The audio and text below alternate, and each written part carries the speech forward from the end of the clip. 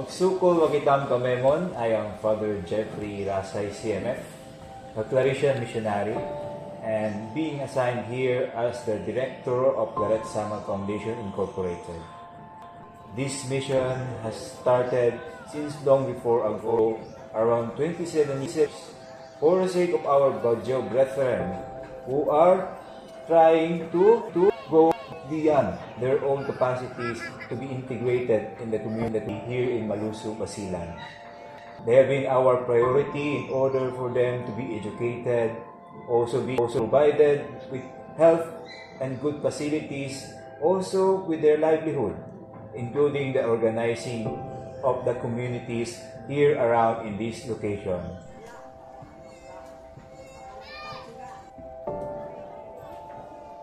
Ang ginawa namin noon, nagkaroon kami ng parang mapping siya kung ilan yung population, ilang household, ilang families, ilang yung mga bata, babae at saka lalaki. Meron silang mga 4 na pamilya mula nung sa lolo, tapos mga anak, din yung anak ng mga anak, yung apo na, apo sa tuhod, nandun pa rin. Imagine mo na lang isang bahay na hindi gaano kalaki at walang kwarto, pero nagkakasya sila.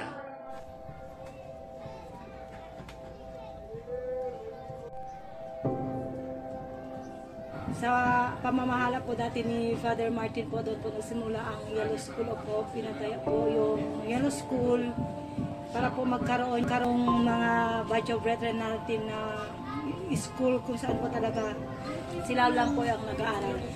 Pinatayo po ito dahil na nga rin sa reasons na unang-una, nag-aaral sila sa ibang school, hindi naman sabihin natin hindi sila doon yung welcome. Kaya lang po, syempre yung mga Badjao natin, hindi pa kasi maalawak yung kanilang pananaw. So, bale, ang feel nila nabubuli po sila doon. Tapos, pangalawa po, yung pagta-travel kasi along the, sea. So, nahihirapan din po sila kasi malayo po. So ngayon na po, nandito na po, meron na po kaming preschool to grade 6 po na mga estudyante na nag-aaral po dito sa Yellow School of Hope Foundation. Ang masasabi ko po sa mga Badjao dito sa Teheman area ay lack of hygiene. Nang dahil po lack of water po sila, bumibili lang sila ng tubig. So therefore, yung iba, yung mga bata, lalo na pumupunta sa school, hindi na naliligo. Tapos yung iba naman po ay naliligo sa dagat and then hindi na nagbabanlaw. Number 2 is sanitation po. Wala po silang proper na CR kasi nasa dagat po kasi ang bahay nila. Sa pangatlo po ay immunization. So, yung immunization naman po ay medyo takot sila.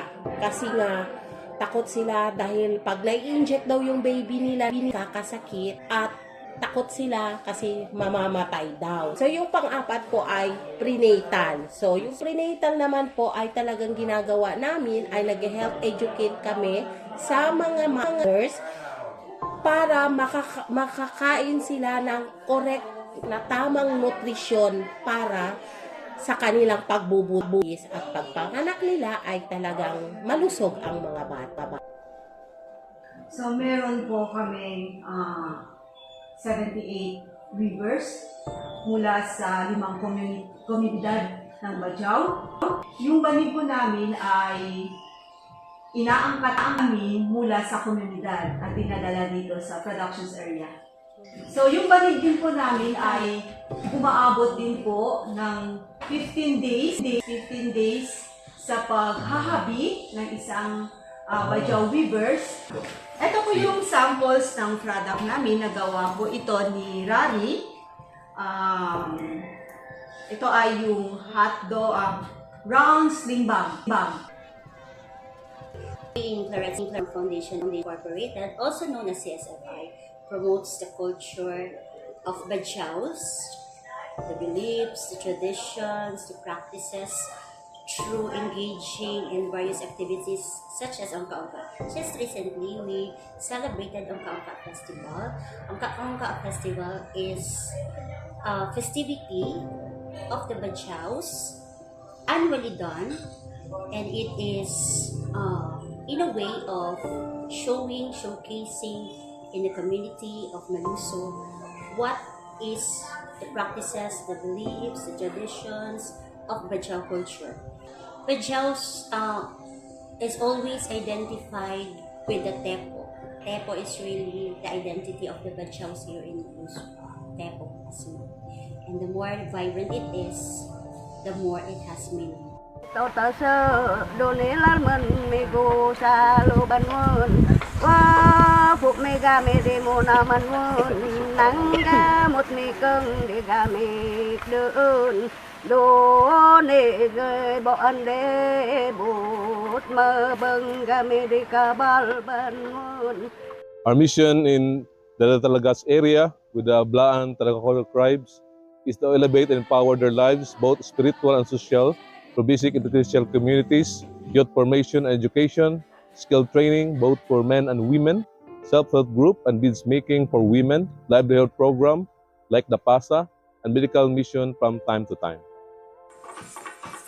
We can't deny that one of the challenges that we faced here in Barangay Datalangas is education. Students who lack of financial support from their parents and diligent students from far-flung areas who don't have a house to stay in where the secondary school is. To respond to these challenges, there is a program that was established by Claritian called Elevate. It stands for Empower, Lead and Equip through varied, appropriate, traditional, and cultural sensitive educational assistance and initiatives. It has two components that focus on education, enabling IP students to pursue college education and providing educational assistance for high school students from poor families in far-flung areas.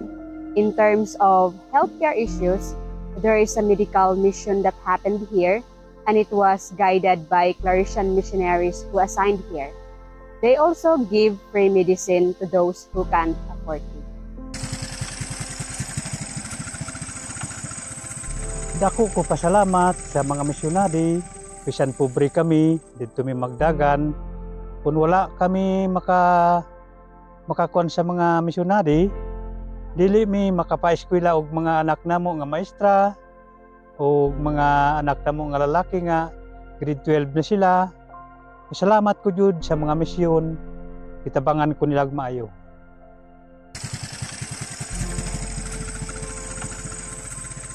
Una-una, may salamat kami sa medical mission. Jumateng sini Barangay Datalangas. Dakwa gyud katabang na medical mission. Sa dakwa gyud ako usaban ng mga utaw. Kay nyagi ito, pobre to mga utaw tungod sa way katabang na gobyerno. Kay dili maapurapod na gobyerno. Nya jumateng yung mission, may pasalamat gyud yung mga utaw kay awon mga issue. Kapir na tangilan mga Krabaw, Pura. So dakwa gyud ya katabang na misyon sa mga Farmers Association sa Barangay Datalangas.